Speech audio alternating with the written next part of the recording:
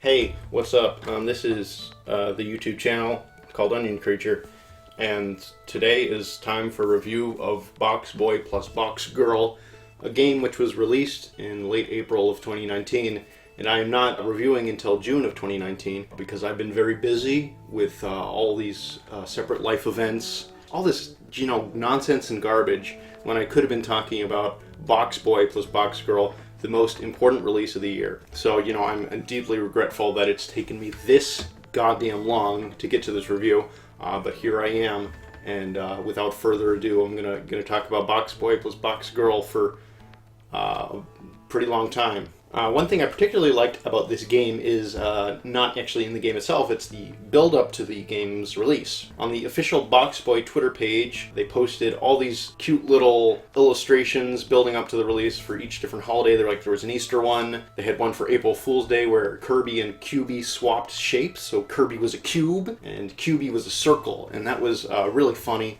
Really fantastic stuff there. They always are very good at injecting character and humor into their games, so it's really cool to see that aspect carried over to their Twitter pages. Game itself, okay, I was pleased to see this game announced in the Nintendo Direct in the spring. I predicted actually something very similar to this game where we had a Boxboy game on Switch which featured multiplayer, co-op multiplayer specifically, because we've seen that a lot with franchises coming to the Switch where they focus on a co-op elements such as Kirby Star Allies, which is obviously very co-op focused. So it made a lot of sense for me for this puzzle platformer to be co-op, and then you have games like Snipper Clips, which are also puzzle platformers, which are also co-op. So it just seemed like it would fit really well. And HAL seemed to think so too, because they made the game. So, great minds think alike, as they say. Okay, first we're going to talk about the different elements of the game. The game is made up of a variety of different elements. So first of which we're going to touch on is the visuals. Boxboy plus Boxgirl largely looks like an HD version of the 3DS games. It still has that familiar black and white aesthetic with the grid-based levels. This time around, though, there are a lot more detailed environments in the background, so the backgrounds have a lot more color and texture than they have previously. One important thing about this game is that it's the first Boxboy game to be playable on a TV. All other games were restricted to the 3DS's built-in screen. And it works pretty well on a TV. Personally, I preferred playing handheld because it just felt like a more familiar Boxboy experience to play it, well in the car or on the bus or something like that. But it does work on the TV, and it's pretty cool to see these sort of simple aesthetics blown up onto a huge screen. It might have been nice if they had a little more visual detail in the backgrounds. Obviously, still keep the identity of the Boxboy series, but I think maybe they could have done a little more with the visuals, even if they are really nice and aesthetically pleasing. Boxboy games have always had fantastic music, and Boxboy plus Boxgirl is no exception. The sound team continues to do incredible work in Boxboy plus Boxgirl. This probably has the best Boxboy soundtrack.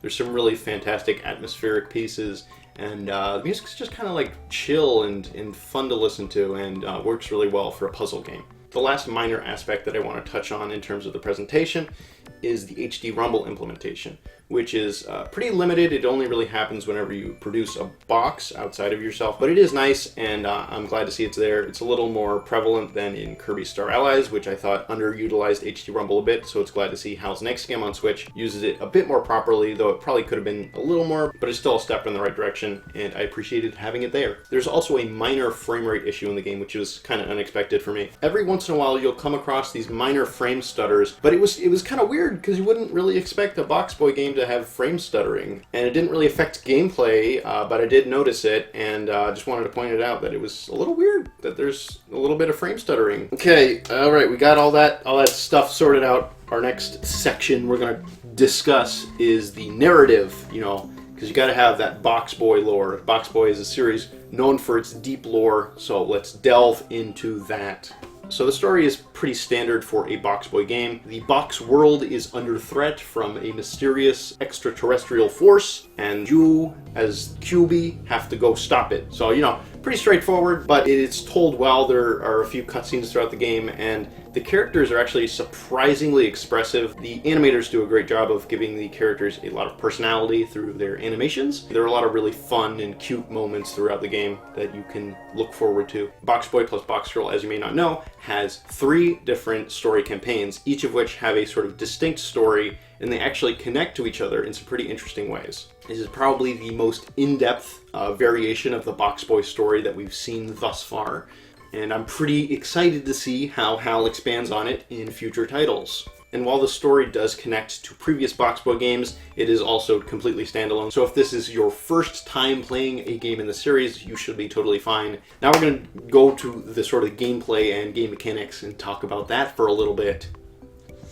So Boxboy plus Boxgirl has 3 main modes, first of which I'm going to touch on is A Tale for One, which is comparable in terms of length and difficulty to previous main modes in the series. The base gameplay remains pretty similar to previous entries. You traverse through a series of levels and solve puzzles using boxes which QB expels from his body. There are a fair few new mechanics introduced, but sprinkled in are old elements from the series past. At first, it was slightly disappointing to go from a world with completely new elements to one with mechanics I've experienced in previous games, but the new and old mechanics were soon mixed together in interesting ways, which made for some fun puzzles, dispelling my initial misgivings. I also really liked that QB had a few new movement options in this game, such as the box hop and the ground pound, which had some really fun puzzles associated with them. So those were definitely a highlight. I will say that it's kind of unfortunate that a lot of these new movement abilities are restricted to A Tale for One and aren't available in the other 2 modes, which was a little weird. Maybe they're saving those for future titles. I don't know what the thought process was.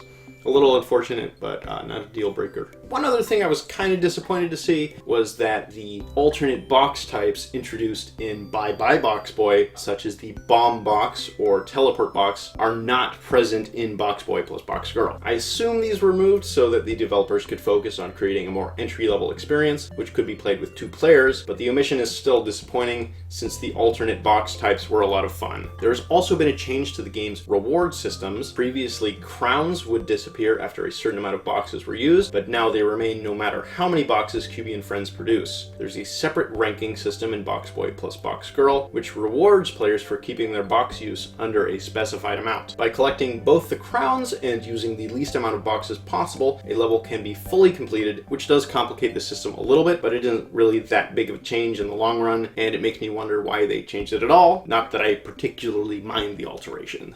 One of the more irritating gameplay details in the game is that the box limit and how many boxes you've used during a level are hidden away in the pause menu. This means if you're going for a perfect rank in a level, you'll have to repeatedly pause the game, check how many boxes you've used, and then press the Y button to check the box limit, and then press plus again to go back to the game. It would have been pretty neat if they just included an option to display the box limit and how many you've used as an overlay during gameplay, as that obviously would have been a lot more convenient than hiding it behind a button press. So I don't love that, and in that way it's kind of inferior to previous Boxboy games, which had the box limit on the bottom screen of the 3DS. Obviously that's not available on the Switch, but I don't know why they couldn't have just put it in an overlay. So that's all the sort of gameplay quirks for the main mode. I think it's a really enjoyable mode. It is kind of repetitive if you've played previous games in the series, and it's a little easier than I would like,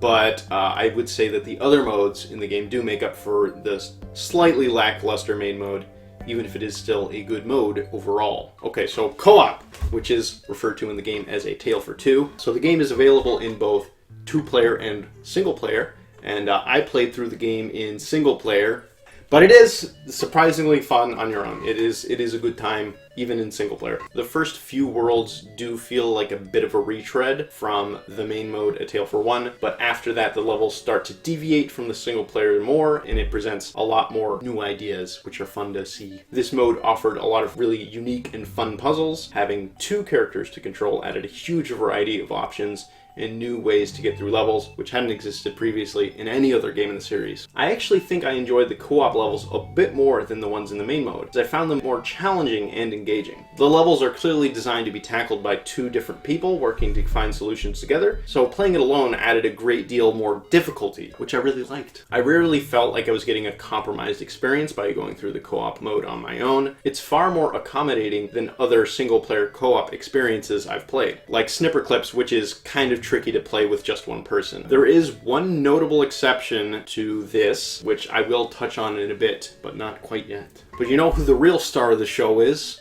It's not Boxboy, and it's not Boxgirl, it's Rectangle Boy. In previous games in the series, once you beat the main story, a few extra challenging stages are made available. That's not the case in Boxboy plus Boxgirl. Instead, after beating A Tale for One, a Tall Tale is unlocked, which serves a similar purpose to previous games' bonus levels, but expands on the concept by also having a fair bit more substance. A Tall Tale has a surprising amount of content to it, and really does feel like a full, proper mode. I definitely had the most fun here, since the puzzles are at their most tricky and rewarding. You play as Cutie, the tall box lad, and your increased height allows for far greater movement options, and the mode is just generally really distinct and really a standout part of this game. Okay, the final gameplay detail that I want to have a little section on is the balloon challenge levels, in which the player must pop a series of balloons within the time limit. These challenges are available to purchase in the game's shop. The mode is a decent amount of fun for what it is, but sadly only really works in the single-player game modes, A Tale for One and A Tall Tale. It is borderline impossible to achieve the highest rank on the challenge levels in co-op while playing alone, as switching between two different characters is not exactly conducive to speedy play, which is a requirement for the mode. It's a shame that the co-op minigame doesn't quite work with one player, since it means I can't really say that Boxboy plus Boxgirl is 100% playable with one player, although the vast majority is. And this is also only if you're going for 100%, so how much this affects you kind of depends on whether you want to 100% complete the game or not. Because if you don't, it's not really a big deal, but if you do, it's not great. So that's pretty much all the gameplay little stuff, and now I'm just going to talk about the little extra things that they've included in the game. The comic and music shop returned from the 3DS games. The comics are still as charming as ever, and having a place to listen to the game's wonderful soundtrack will always be welcome. There is also a new section of the shop where you can purchase power-ups for QB, which previously were tied to costumes. Speed boosts, jump boosts, invulnerability, and box capacity increase items are all available here, though I didn't personally use them, because I'm kind of like a Boxboy pro, not trying to brag, but I'm a veteran of the series, so I don't play with those baby items. Get those out of here. But yeah, I'm glad that they were included as an option. Just not something for me. I'll play the games. I'm looking for a challenge. So, glad they're there for the younger and less experienced players, though. Cosmetics do work differently from other Boxboy games. They are unlocked randomly by spending points at this little lotto machine in the shop, which can then be equipped in the changing room. This is sort of similar to like phone games, except it's only using in-game currency. You don't have to worry about spending real money at the shop in Boxboy plus Boxgirl. This tweak does complicate the process of changing costumes a little bit, but does come with the added benefit of near infinite possible combinations, some of which are pretty amusing. I mean, look at this thing. Look at that thing. Look at all these things. It's so weird. Haha. So funny and amusing.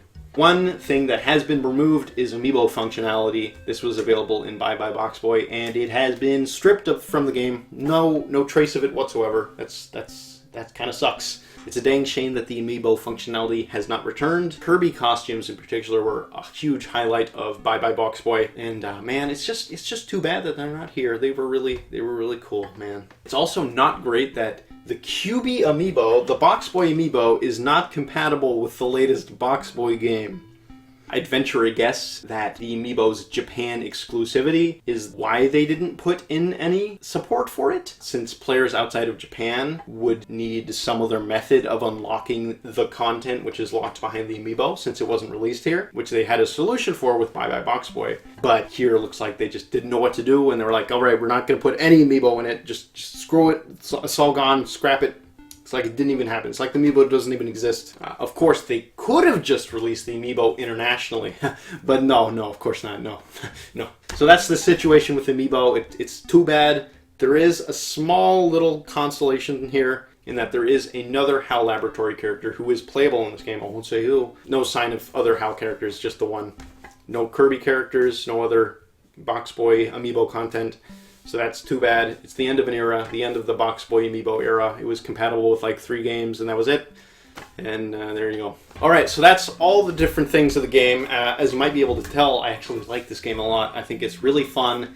It's a really great puzzle platformer experience, and it's got a good level of challenge to it. In the later levels, you get some fun challenges. Boxboy plus Boxgirl is quite likely the best game in the series, if I'm being honest. There's far more content than before, and some great new ideas are introduced. The $10 price tag, double that of any other game in the series, does feel well warranted, and the game is a great value. This is probably the best value you'll get out of any Boxboy game, even though it is $5 more than any of the other ones. I'm pleased to see the series so gracefully make the transition from 3DS to Switch, and I do hope we continue to see QB and Friends return in the future. Obvious recommendation for me, whether this is your 4th Boxboy game or your 1st, you really can't go wrong here. Minor little issues I've mentioned aside, the game is super strong and a whole lot of fun and just an incredible value if you're looking at the price. So yeah, that's my Boxboy review. It's really late, but whatever, man. What are you gonna do? Yeah.